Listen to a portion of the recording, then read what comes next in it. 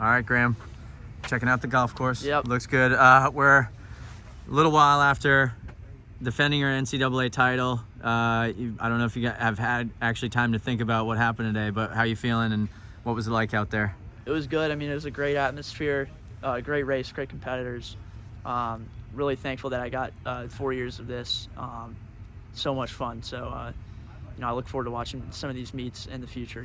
And in terms of my individual performance, I mean, really just came down to a really, really hard move, and I was just, I guess, willing to hurt pretty bad today for a win. So it hurt.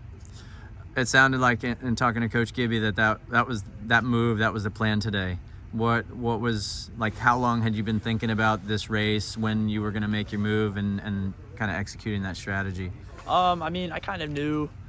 I mean, I've run here 4 times before, and so I know where the course is pretty difficult. I knew that the 10K course, which is something I haven't done here before, there's like about a K left after that hill on the back end of the course. Figured that would maybe be a place, if I wanted to throw something down hard, it would work to my strengths and punish those who weren't expecting it. Certainly my legs weren't expecting it either, because it hurt, coming back down and back to the finish, but I guess it obviously paid off, and that's something I like to do before these big cross country races, is just kind of have like a plan A if everything's going well and I have a shot to to win it. And so I was lucky enough to be in a good position with a mile left, where I could kind of settle in, prepare for that big move. You said that you have a plan A. Do you come prepared with a plan B as well? I don't. No. Plan B is being creative, looking around, making sure, like, you kind of look around, who's around. You have a good idea of what they're good at. You have a good idea, also if they're having a good day or a bad day.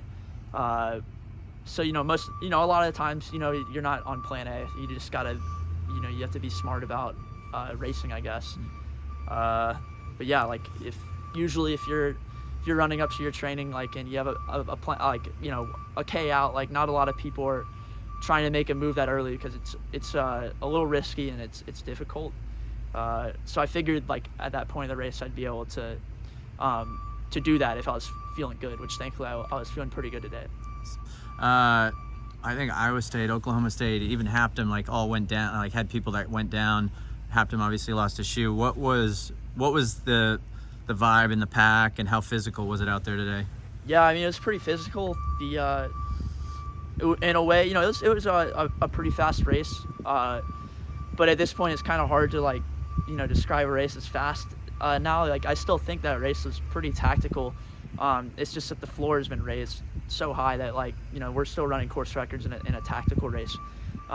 So because of that, it was pretty compact and messy up front. And it's NCAA's. Everyone wants to be up there, have a shot to win it, or be All-American. So that's just kind of the stuff that happens sometimes. And for me, I intentionally try to run on the outside. I miss some tangents just to make sure I'm safe. Thankfully, I made it through, like, a couple falls. You saw the guys down around you? Yeah, I saw the falls. I'll have to watch it back, but I saw like 2 or 3 falls probably during that race. So that was it's cross country. It's crazy. It's chaotic. It's part of the sport. You mentioned just how the field has gotten stronger. I'm curious how do you compare your first title to this title that you had to defend? Harder, I'd say, probably. You have a lot of good freshmen coming in this year. You have a lot of people returning from last year who are better than they were the year before. So I definitely think harder. I think every year from here on out, if you win that title, it was probably more difficult to achieve than the year prior.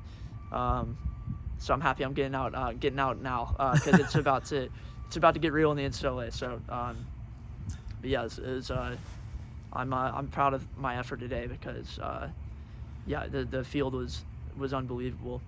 And I really appreciate all my competitors, like, getting to race these guys. Like, it's great for me. I think it's great for each other as athletes.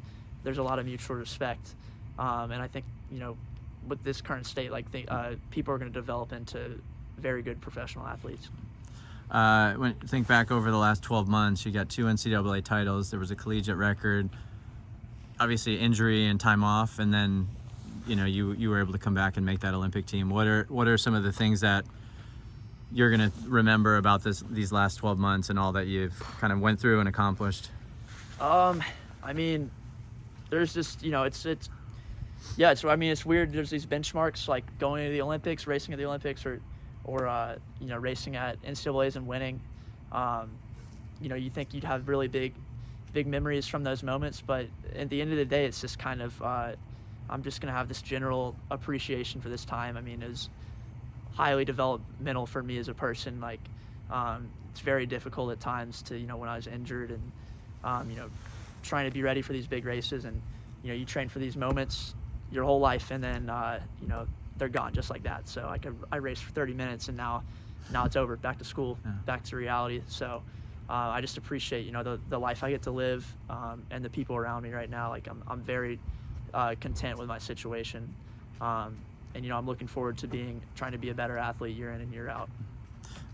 Another moment happened today on the award stand. You and Hapum traded jerseys, and I asked Hapum about that. He said that was you that came up to him and asked to do that. Why that with Hapum, and what was the reason?